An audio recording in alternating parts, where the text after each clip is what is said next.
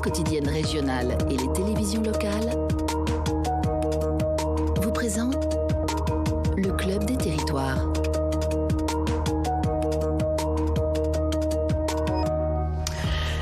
Pour ce club, Émilie Zabalski. Bonjour Émilie. Bonjour. Merci d'être là, communicante, fondatrice de l'agence Émilie Conseil, l'essayiste Mathieu Souquier. Bonjour Mathieu, merci également d'être avec nous. On va parler avec vous d'écologie, on en a parlé à l'instant, retour de la loi Grémillet, de la loi Duplon au Parlement, ce qui provoque des clivages, y compris dans le socle commun. On va y revenir et on reviendra sur le décès d'Olivier Marleix, l'ancien patron du groupe LR à l'Assemblée nationale qui a mis fin à ses jours hier, ce qui a créé un émoi dans la classe politique. Et Quentin va parler des municipales. C'est dans 9 mois. Comment enrayer la crise des vocations? Voilà un texte qui revient au Parlement, à l'Assemblée nationale. L'examen a repris hier sur le statut de l'élu. Un texte déjà adopté par les sénateurs en mars 2024. Et on en parle dans quelques instants. D'abord, c'est l'actualité dans nos régions.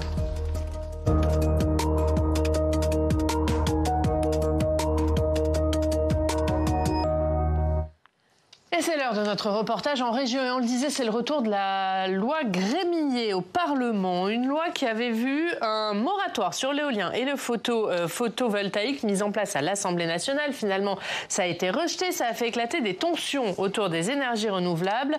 L'amendement RN en commission le 1er juillet, les sénateurs ont décidé de ne pas reprendre ce moratoire. Mais au sein de la filière et chez les élus locaux, l'inquiétude est grande. Flora Sauvage s'est rendue en Eure-et-Loire. Dans la Beauce, en Eure-et-Loire, les éoliennes font partie du paysage. Un parc de 57 éoliennes est implanté autour de Guillonville. Le maire de ce village voit d'un très mauvais œil la question d'un moratoire sur l'éolien. Ça nous inquiète beaucoup parce qu'on a de nouveaux projets qui sont en cours qui seraient obligatoirement abandonnés. De 30 éoliennes, enfin au départ sur 2 communes, on se retrouverait plus à zéro et on n'aurait plus de ressources financières, on n'aurait plus ces redevances et ça aurait des conséquences assez spectaculaires sur nos budgets. Le parc éolien représente une manne financière pour le village. Cela équivaut à 20% du budget de la commune. Ça nous permet des investissements. Nous avons rénové tout notre système d'éclairage public en transformant en LED.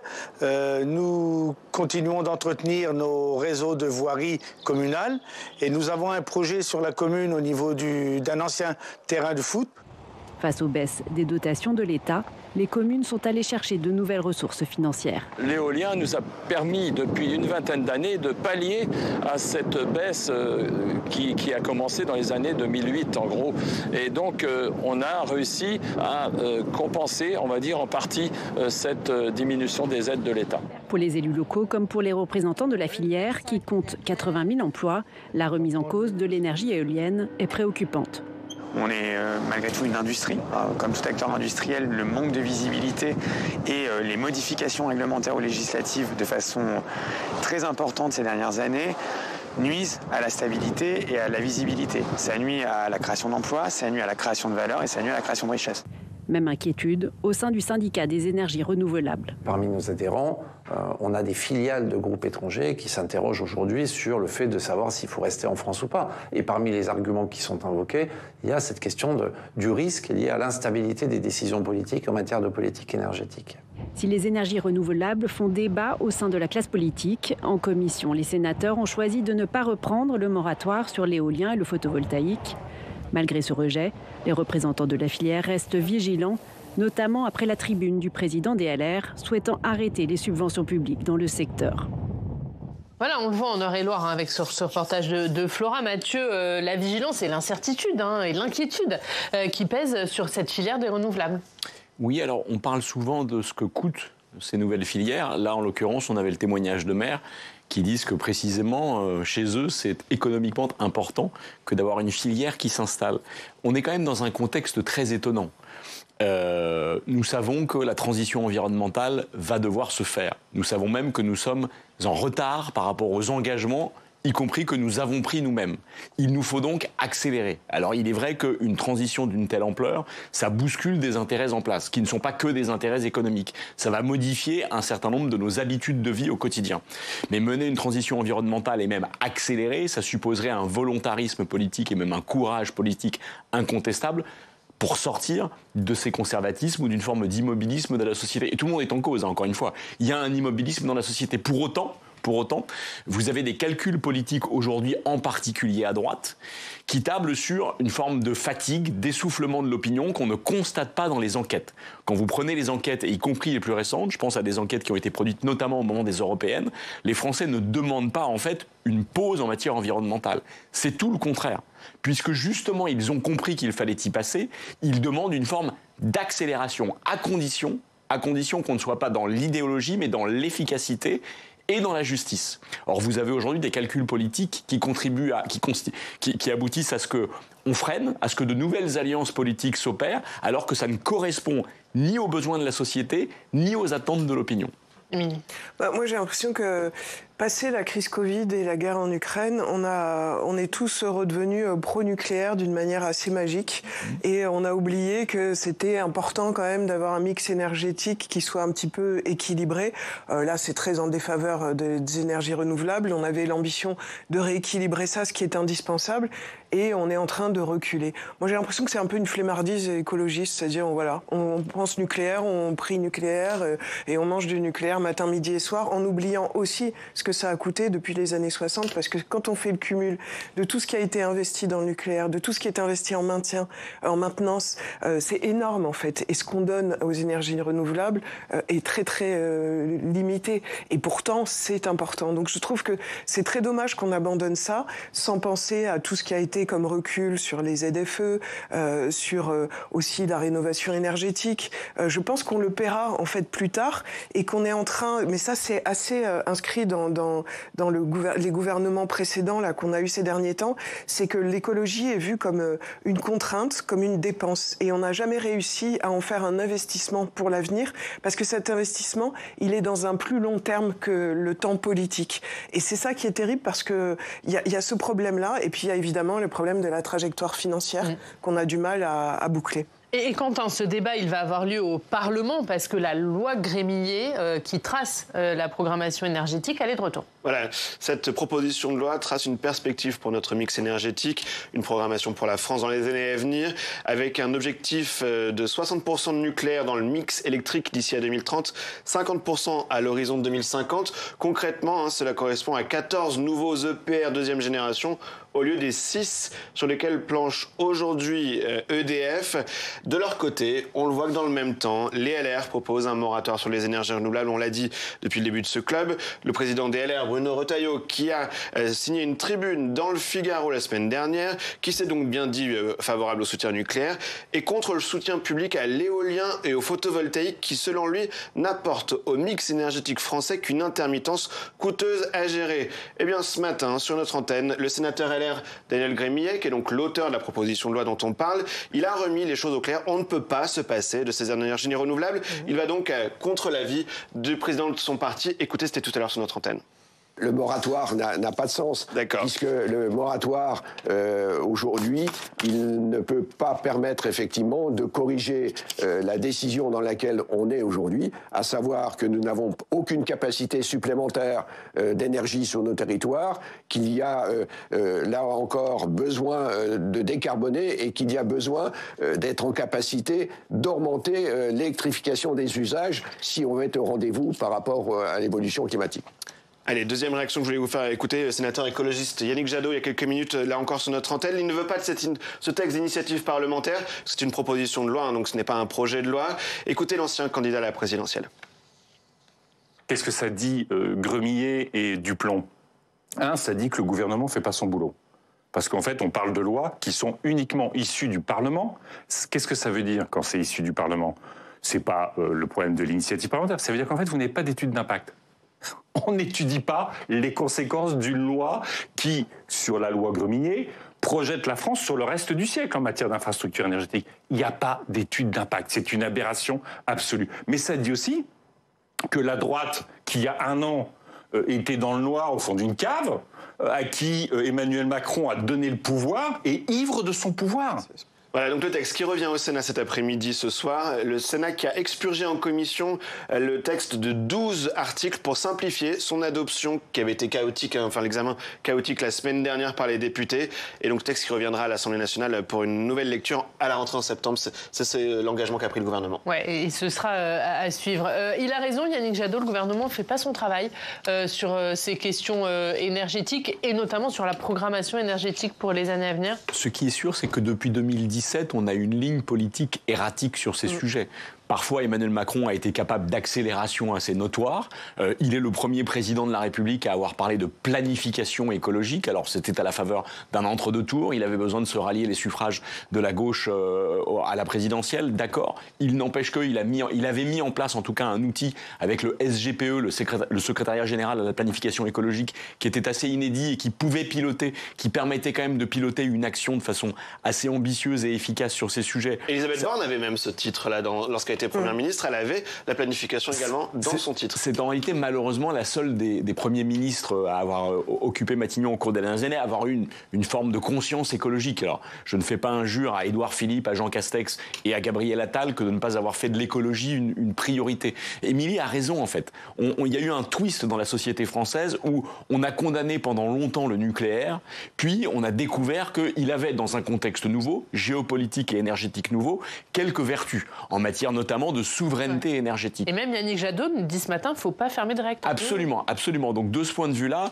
la gauche en particulier et la gauche écologiste a changé de logiciel. Mais les travers du nucléaire n'ont pas disparu. Ça coûte extrêmement cher, ça coûte même une fortune. Et par ailleurs, en termes de déchets nucléaires ou en termes de déchets radioactifs ou en termes d'accidents, de risques d'accidents, quand même, c'est pas la panacée. Mais du coup, freiner sur tout le reste, c'est juste suicidaire. Et de ce point de vue-là, au plan politique, il est incontestable qu'il y a une forme d'instrumentalisation politique du sujet d'une partie de la droite française. Ce qui est sidérant, c'est de voir que la droite française, sur le régalien, s'est alignée sur l'extrême droite au cours des dernières années et qu'elle est en train de le faire aussi sur l'écologie, alors que la droite aurait dû, depuis 20 ans, travailler ce sujet, s'en saisir. Nous ne pourrons pas faire l'économie de la bifurcation environnementale. Or, la droite est loin du ballon, très loin du ballon sur ces sujets. Et dernier élément, les alliances qu'on trouve du coup entre la droite et l'extrême... Alors, l'extrême droite est climato-sceptique depuis toujours. Même si Marine Le Pen a fait quelques bougets récents, en réalité, c'est très loin de son ADN politique.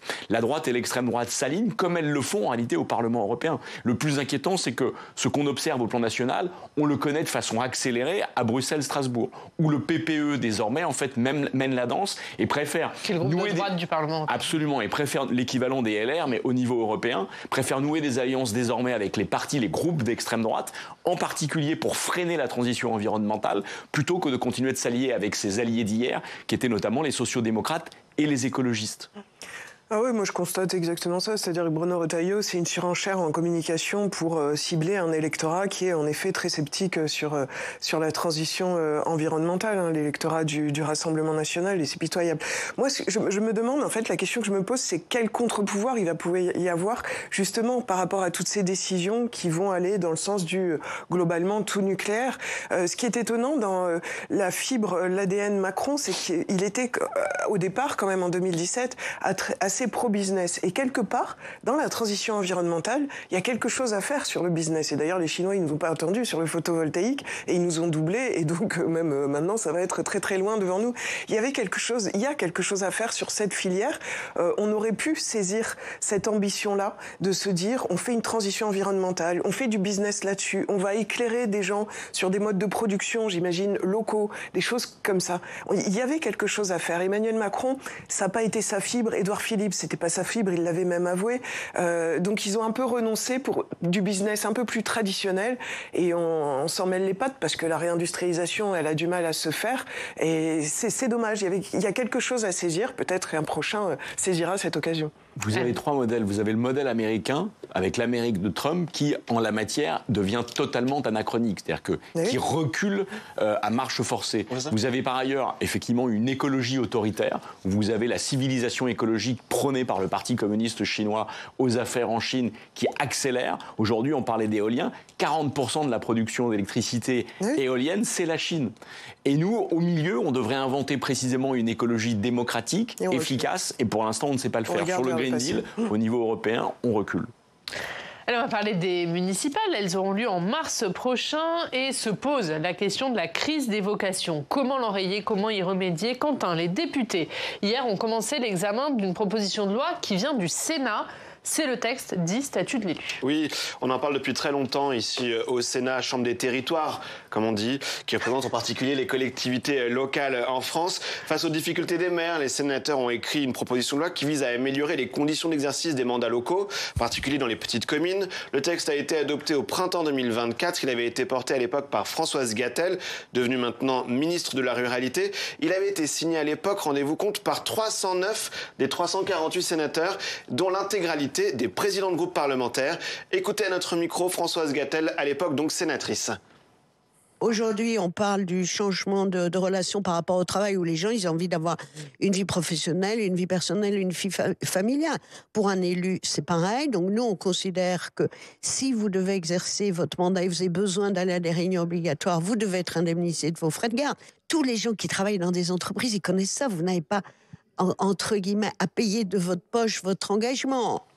Alors Quentin, il faut dire qu'il y a une crise des vocations pour les élus, des petites communes notamment. Oui, voilà, une étude du Centre de recherche politique de Sciences Po, le CEVIPOF, publiée en avril dernier, vient dresser un constat grave. Seuls 40% des maires des communes de moins de 1000 habitants envisagent bien de se représenter l'année prochaine, contre 70% dans ceux des villes de 9000 à 30 000 habitants. Et donc l'idée de ce texte, c'est d'aider ces maires avec par exemple des augmentations du régime indemnitaire des élus locaux. Voilà, pour un maire d'une commune de 1000 à 2000 habitants, le plafond de cette indemnité passerait de 2121 € à 2343 € par exemple.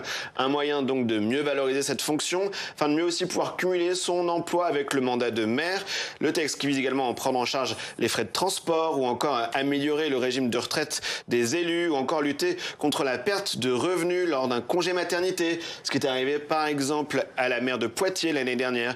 Enfin, d'autres questions restent en suspens. Comment éradiquer la violence envers les élus qui fait régulièrement la une de l'actualité, ou encore comment faire en sorte que les citoyens ne se comportent pas avec leur maire comme si tout leur était dû, cette forme de consumérisme que ressentent certains édiles. Ouais, c'est une bonne réponse à cette crise des vocations, Mathieu, de créer un statut de l'élu et de passer aussi par l'indemnité, de rehausser les indemnités.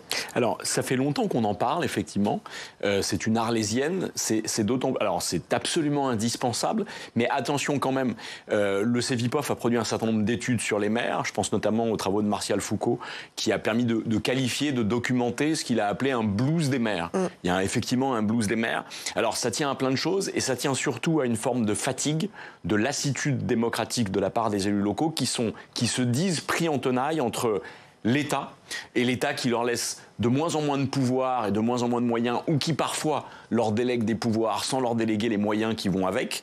Et par ailleurs, du côté de la société civile, un niveau d'exigence largement augmenté, et avec un niveau d'exigence où parfois quand même nos citoyens se comportent davantage en consommateurs qu'en citoyens. Nos concitoyens se comportent davantage en consommateurs qu'en concitoyens, avec un niveau d'exigence plus élevé aussi, un rapport aux élus qui a changé dans la posture. Et donc, on a aussi largement documenté le nombre d'agressions, alors d'agressions verbales surtout, mais y compris d'agressions physiques, 2500 recensées en fait sous cette mandature, qui ont explosé. Donc effectivement, les maires sont pris en tenaille au milieu de ça. Ensuite, le statut de l'élu constitue une réponse au moins partielle à tout ça. C'est vrai qu'il y a quand même un fond de l'air assez populiste dans ce pays qui a conduit à ce que, depuis une dizaine d'années, les émoluments de tous nos élus soient plafonnés, soit diminués. Je me souviens que j'étais en cabinet ministériel quand Hollande était président de la République. Il avait baissé de 25 à 30% en fait les émoluments de tout le monde. Parce que, soi-disant, la demande de la société civile, ce serait que nos élus soient à la fois exemplaires et affranchis de toute suspicion d'enrichissement, d'intéressement matériel, etc. Bon, résultat des courses, c'est un job difficile et c'est un job fait de peu de gratifications matérielles et symboliques aujourd'hui. D'où la nécessité d'enrayer cette crise des vocations, Émilie. Oui, mais je ferais un petit focus sur les territoires ruraux et périurbains, parce que c'est important aussi de voir que c'est pas du tout les mêmes conditions de travail quand on est dans une grande ville, évidemment, par rapport à un petit village. Et il y a un petit renouveau quand même du rural, hein, on peut se dire, et c'est important de leur donner des moyens. Et je pense que c'est pas seulement le revenu, c'est aussi la palette d'ingénierie dont ils peuvent avoir besoin et qui est très indispensable pour mener des projets. C'est des petits projets, hein, parfois. l'éducation aussi, le nombre de normes maintenant à appliquer. Il y a des programmes qui ont été lancés, France Ruralité, des choses comme ça, mais ça suffit pas parce qu'un maire, il est bien seul la plupart du temps, donc il a son boulot parce qu'il doit joindre les deux bouts.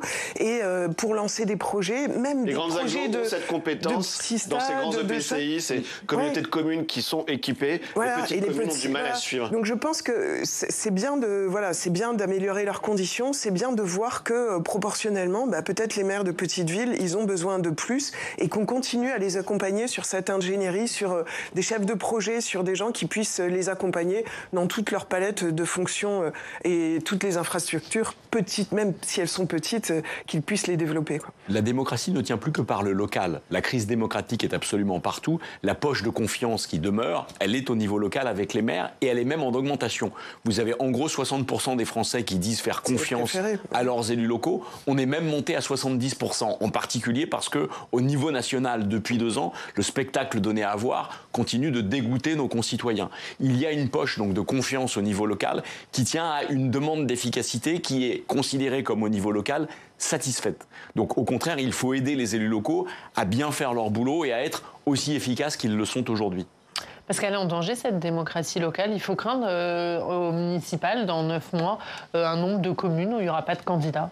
Moi, j'ai l'impression qu'on arrivera toujours à stimuler quand même des vocations et qu'il y a souvent le blues, en effet, des maires, des élus locaux. Mais il y a quand même cette envie d'engagement. D'ailleurs, on en parlait dernièrement dans des sondages comme ça. Il y a quand même cette volonté. Et en effet, je pense que le local, mais c'est là où il faut vraiment faire attention. Et on a eu plusieurs années où on a voulu développer les métropoles, où on parlait du ruissellement qui ne marche pas du tout. Il faut faire attention à ça. Donc, moi, je pense que ça ne sera pas le cas, qu'il y aura toujours. Mais il faut faire attention. Il faut faire attention. Allez, justement, il était un élu de terrain très engagé, Olivier Marleix, l'ancien président du groupe LR à l'Assemblée nationale, qui a mis fin à ses jours hier. Ça a créé un choc. L'émoi au Parlement et les hommages de la classe politique de tous bords sont unanimes. On voit ça avec Jonathan Dupriez. L'émotion de la classe politique est immense. Le député Olivier Marleix, 54 ans, ténor de la droite, a été retrouvé mort hier à son domicile d'Annay, dans son fief d'Eure-et-Loir. L'ancien patron des députés LR à l'Assemblée nationale a mis fin à ses jours. Après une carrière politique dense, débutée dans les années 90 et 13 ans passés sur les bancs du Palais Bourbon, Olivier Marleix laisse derrière lui une Assemblée nationale en état de choc. J'ai l'immense tristesse de vous confirmer que notre collègue Olivier Marleix nous a quittés. En plein examen de la loi pour réformer le mode de scrutin à Paris, Lyon et Marseille, les députés ont observé hier une minute de silence. Toutes nos pensées, celles du gouvernement, vont à ses proches, au territoire auquel il était tant attaché, et à ses collègues, à tous ses collègues. Fervent opposant au chef de l'État, ce souverainiste assumé avait longtemps fustigé la vente controversée en 2014 d'Alstom à l'américain General Electric, quand Emmanuel Macron était ministre de l'économie. En dépit de leur opposition, sur X, Emmanuel Macron a salué un homme d'expérience qui défendait ses idées avec conviction. Proche de l'ex-premier ministre Michel Barnier, Olivier Marleix avait soutenu la candidature de Bruno Retailleau à la présidence des Républicains. Je suis infiniment triste d'apprendre la terrible nouvelle de la mort de notre cher Olivier Marleix. Je pense très fort à sa famille, à ses proches et à ses collègues. Notre peine est immense. Au Palais Bourbon, ses adversaires politiques, du RN à LFI, ont à l'unisson salué un parlementaire respectueux et engagé. C'était évidemment un adversaire politique, mais un adversaire politique toujours respectueux, avec qui on avait plaisir à débattre. Une tristesse également partagée par ses collègues sénateurs du groupe LR. On perd un personnage important de la vie politique française et puis forcément j'ai une pensée pour toute sa famille, pour son père, pour Romain Marleix que nous connaissons bien ici. Voilà donc un message de soutien pour toute la famille. Un ultime hommage sera rendu à Olivier Marleix dans l'hémicycle de l'Assemblée nationale cet après-midi à 15h avant les questions au gouvernement.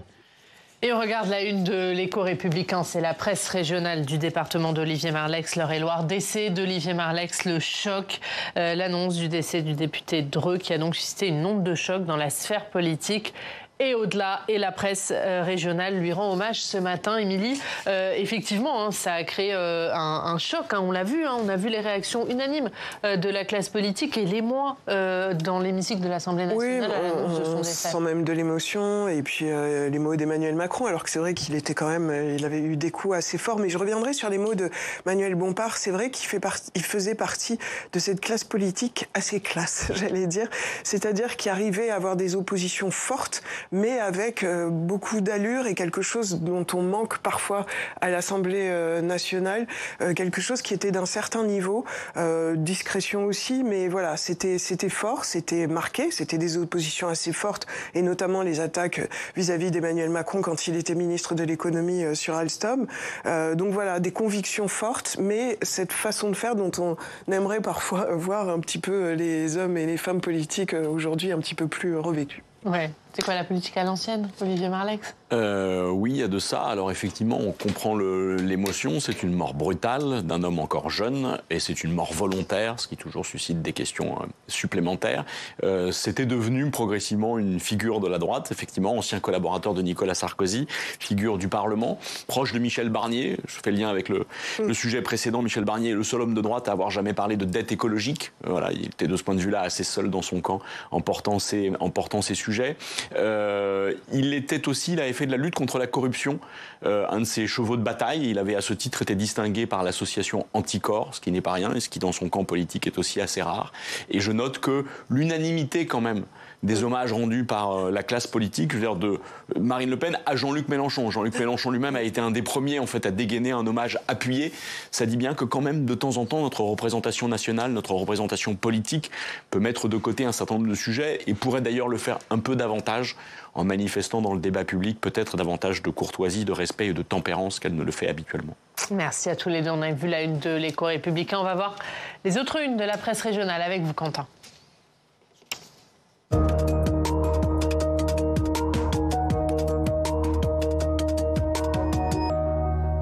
Et Quentin, on commence avec le Midi Libre et cet incendie dans l'Aude. Oui, on parle ce matin de méga feu dans ce département qui a vécu hier une journée sous très haute tension avec un incendie d'une rare intensité. Plus d'un millier de sapeurs-pompiers sont mobilisés pour empêcher les flammes de gagner les quartiers situés au sud de la ville de Narbonne. La situation est dramatique, lit-on dans les pages intérieures, avec déjà plus de 1500 hectares brûlés. C'est déjà le 3e incendie en une semaine dans l'Aude. On continue avec Jean-Noël Barrot. Jean-Noël Barrot à la une de l'Ouest France. Voilà, le ministre des Affaires étrangères qui s'est prêté au jeu de la rencontre avec les lecteurs. Le ministre qui a notamment plaidé pour plus de stabilité intérieure afin de mieux peser sur la scène internationale. Il a évoqué aussi le sort des otages Cécile Collère et Jacques Paris, retenus en Iran depuis 3 ans dans des conditions indignes, je cite le ministre, assimilables en droit international à de la torture. La proposition de loi Duplon revient devant les députés. Voilà, on en parlait. C'est ce texte qui fait couler beaucoup d'encre ces dernières semaines. Loi Duplon, du nom du sénateur à l'origine du texte, Laurent Duplon, qui contient notamment le retour de l'estamiprid, un néonicotinoïde. Cette proposition de loi fracture toujours les députés, lit-on dans les pages intérieures du journal, avec notamment des députés du bloc central, par exemple, au sein du groupe Renaissance, qui vont refuser de voter le texte malgré la consigne de vote favorable de l'ensemble de leur groupe. Le journal La Provence titre sur le procès de la rue d'Aubagne à Marseille. Voilà, un jugement pour l'histoire, dit ce matin le journal.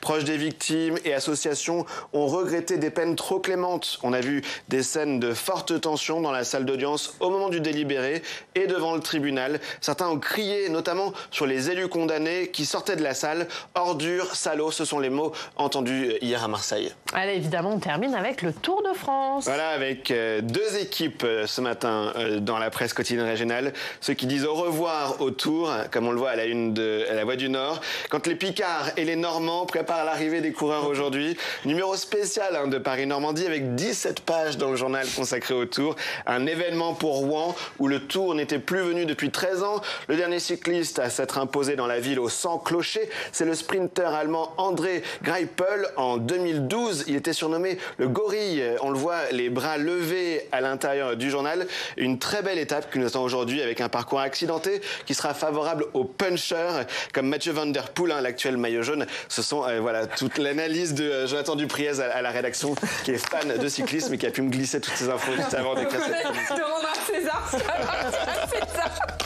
Non, parce que il y a des vrais passionnés. Voilà. Mais vous allez regarder l'étape du coup. Ça donne envie. Évidemment, évidemment. Merci beaucoup, Quentin. Avec plaisir. C'est notre dernière matinale de la saison ensemble. Ouais. On se retrouve l'année prochaine. Oui, je vais avec Audrey vendredi pour la dernière. Exactement. Ouais. On se retrouve la saison prochaine. Merci beaucoup. Merci Quentin. Merci Émilie. Merci Mathieu d'avoir été avec nous. Merci à tous de nous avoir suivis. On se retrouve demain. Très bonne journée. Le concours général agricole vous a présenté le Club des territoires.